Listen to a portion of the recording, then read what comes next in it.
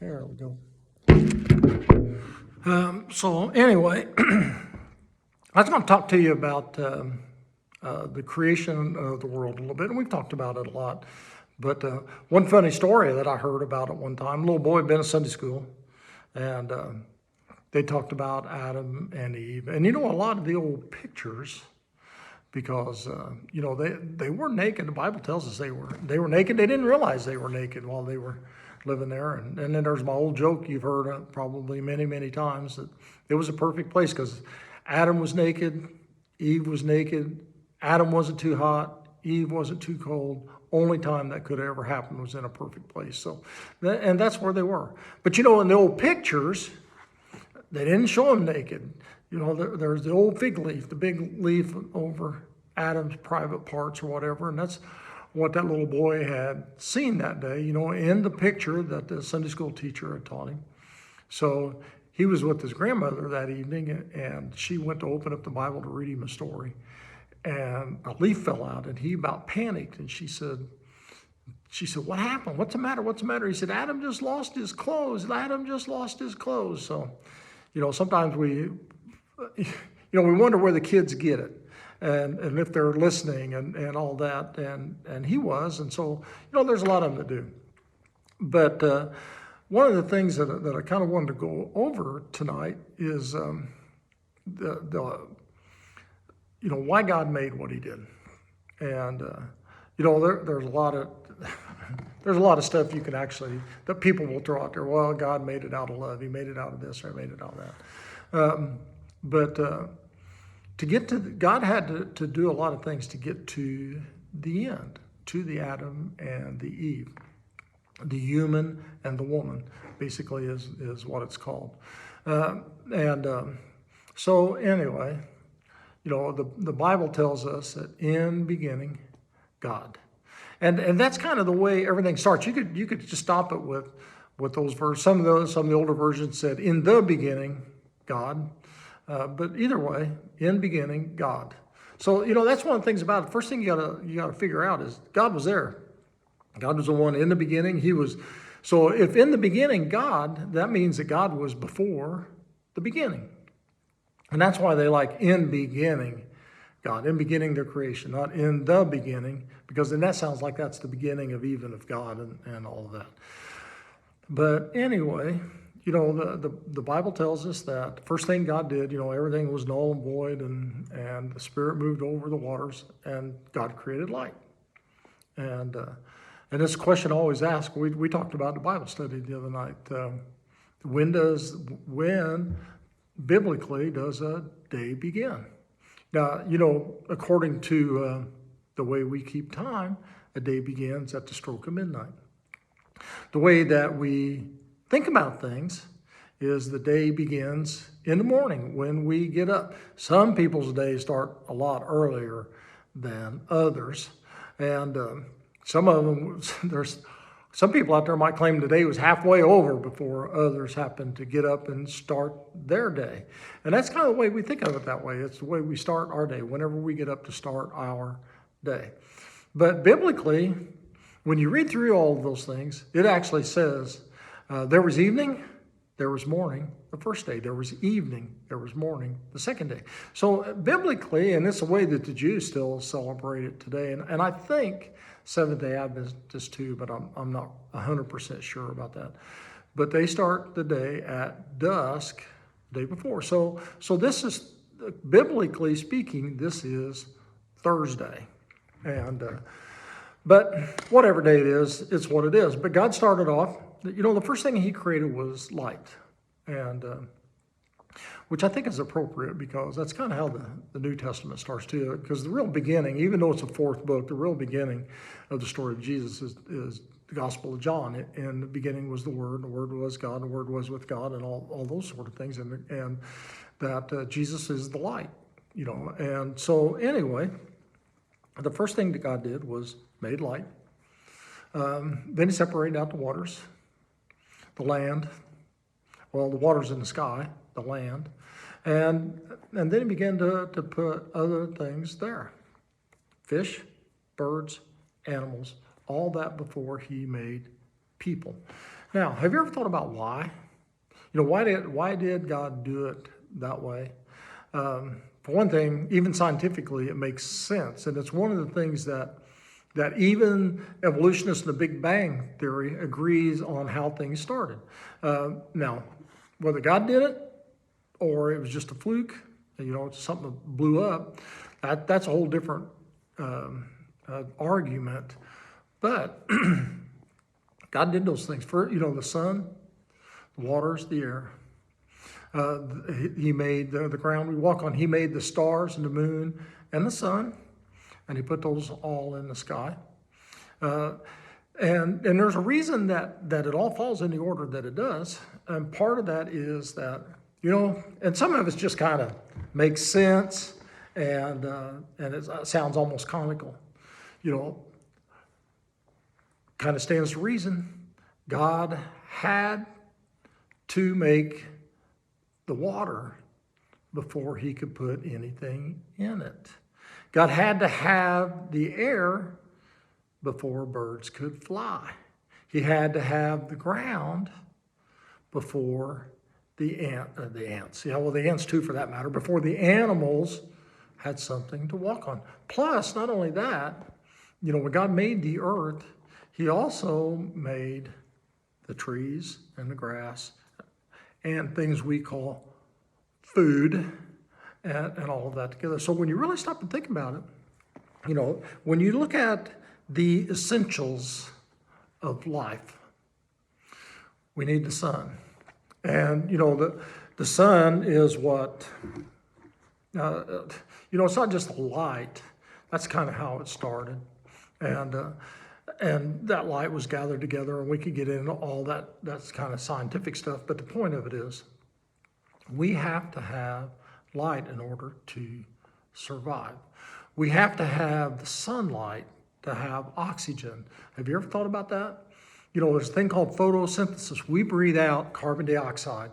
The sun shining down on the green, whether it's the grass, the trees, leaves, whatever, it takes that carbon dioxide, turns it back into oxygen, so we have more air to breathe. So God had to put that in. And if people, animals, or whatever are going to be here, guess what they got to have? They got to have food. And even before that, they got to have water. And what's interesting to me about that, you got to have light. Then the water came next. And when they go around looking for, quote, intelligent life, which I think is always funny because, they will talk about, they send these telescopes out, these listening devices out, these satellites out, the things that take the pictures and all of that. And they always say that they're looking for, quote, intelligent life. But the fact of the matter is, they're looking for any life at all. And so, it always, when they say that, I always wonder. So if they found a worm crawling around, would they say, oh, no, that doesn't count because that's not intelligent life, which, it could or couldn't be. But you kind of get my point. I hope you get my point. For life, it takes water. And when they go looking for those things, and I guess I haven't told you my point, when they go looking for those things, before they look for life, do you know what they actually look for? Water. And when you hear them talk about Mars or Venus or some of these other places, even Jupiter, I saw a program not too long ago, and they were talking about Jupiter, which is all, hot and a lot of different things. And they were saying, well, we think there were canals here at one time. Well, it looks like canals. Maybe they had water because it takes water to have life. And, there are different ways that things can breathe. They can either breathe in the water or in the air, if you got gills and all those sort of things. But, that's it, light, water. Then it takes the food that grows and the air that we breathe. And so when you look at what God did, when you look at how creation went, it was a steady plan. And even the fact that the sun, the moon, and the stars, because the Bible tells us that they were put there for what reason? Not just to have the light. It says that the moon or the sun by day and the lesser light, the moon by night, and all that. And it also takes that light and that water, that earth and that air to give us food, and also, whether you ever thought about it or not, shelter. Most of our houses are built out of wood. The rest of it, comes out of the earth. That's one of those things that there is nothing on this earth that wasn't made by God and put there, which always I'm going to get off track here a little bit. It always kind of tickles me when somebody says, well, they just discovered this, or they just discovered that, or they found this or found that. It really wasn't lost. I think it's kind of interesting that God puts it there for people to discover, to use, to utilize as part of his creation that he made for us. Because there's nothing there that we cannot make anything without something to start with. And so God gave us all of those things. And so, even today, although there are vegetarians out there and PETA and some of those things, even the animals, we eat fish, we eat birds, we eat the animals that crawl upon the ground. And God said that was fine. For a while, there were lists about what you could eat and what you couldn't eat, but there were still fish and birds and things that walk on the ground that were considered edible.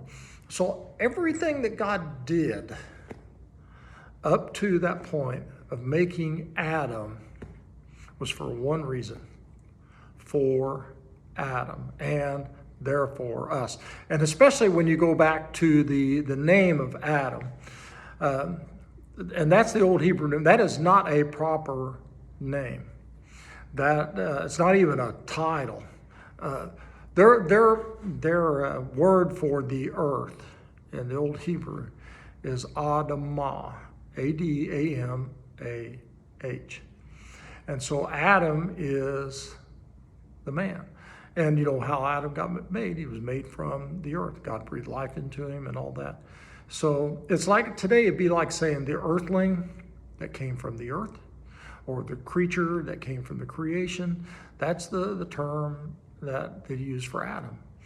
And so all that way up. And so what I almost missed saying that. So Adam was made, he's the human is actually kind of what it means, or human from the humus. He's the human. So God made it all for the human. Well, that includes all of us today. This whole earth, everything about it, even the universe, the sun as far away as it is, the moon, all the star, whatever, those were made for us. And even the stars, people say, well, how do we use those? Sailors have used them for thousands of years. As a matter of fact, the U.S. Navy still teaches sailors how to navigate by the stars in case we have a cyber attack and the satellites go out and they don't have their navigational system. So God even gave us a way to find our way around. The wise men used it, didn't they? They used a star to get there. Well, it's a special star that God put up. But everything God did was for one purpose, and that one purpose was for Adam, and then Eve, and then Cain and Abel and Seth and all the rest of them, down to us today. And so, God set everything up. Every step that he did along the way wasn't just to show, hey, look what I can do. I can make the sun. I can make the earth. I can make an elephant or an ant and all those things. No, God did all of that. He put it all together for the benefit of people. And, it's also one of those things that should remind us that if God did all this for us, then we need to take care of it for God as well. And that's one of the things he told Adam. That there's the old thing about the oldest profession in the world. You know what that is? It's not what you're thinking. Get your mind out of the gutter. It is farming or gardening. God put Adam in the garden, told him to take care of it, to sustain it, to maintain it, and to, I was trying to think of the word, basically to have dominion over it. And over all those things. And so even God said, I put all that stuff there. I put people here at the end so people can be above all of the rest, that people are the ones that I made it for. And then whether you've really stopped and thought about it any, everything God has done from that time till now has been for people. And that's just, to me, that's amazing about what God is doing for us and what he thinks of us. That even whether you think it was 6,000 years ago, if you think it was 60 million years ago, or what is it, like 2 billion or whatever, whatever your timeline is of the earth. In beginning, God created it. And in beginning, God created it so that he could put us here. And, we can talk another time about why we are here. But God created everything for us. He didn't make it for himself. He didn't have any need for it. He had everything he needed except one thing. We'll talk about that next week. And that's why he made people. So he made everything else for us, including the air we breathe, the food we eat, where we get our shelter, where we even get bricks and stones to make a building that looks like this. That wood, the wiring and the lights, the TV, everything that is in here, everything that's in your home came from something that God created and put here for our use. God did this for us. So we should never take it for granted. We should always be thankful and always look to God and his creation that he made for us. And it's almost like it's a gift from God. He gave the world and the universe to people. He said, here you are. I've made all of this for you to be able to sustain you, for you to have your joy, for you to be able to live upon, and all of those things. And so never take this earth for granted. Don't take life for granted. Don't take what we have, how we live, the shelter we're in, the car we drive, or anything else for granted, because it didn't come from us. God made all the initial things to begin with, and made these things available to us to figure out, to use, and to utilize. So I hope you are thankful for the things that God has given you. And as 2023 goes on, he's going to give us more to be thankful for. We're looking for him to bless us, to be with us, to watch over us, good times, bad times, and all that are in the middle, because that's usually where we forget God, and is in the middle. But to always and never forget, God made this world for you. Enjoy it.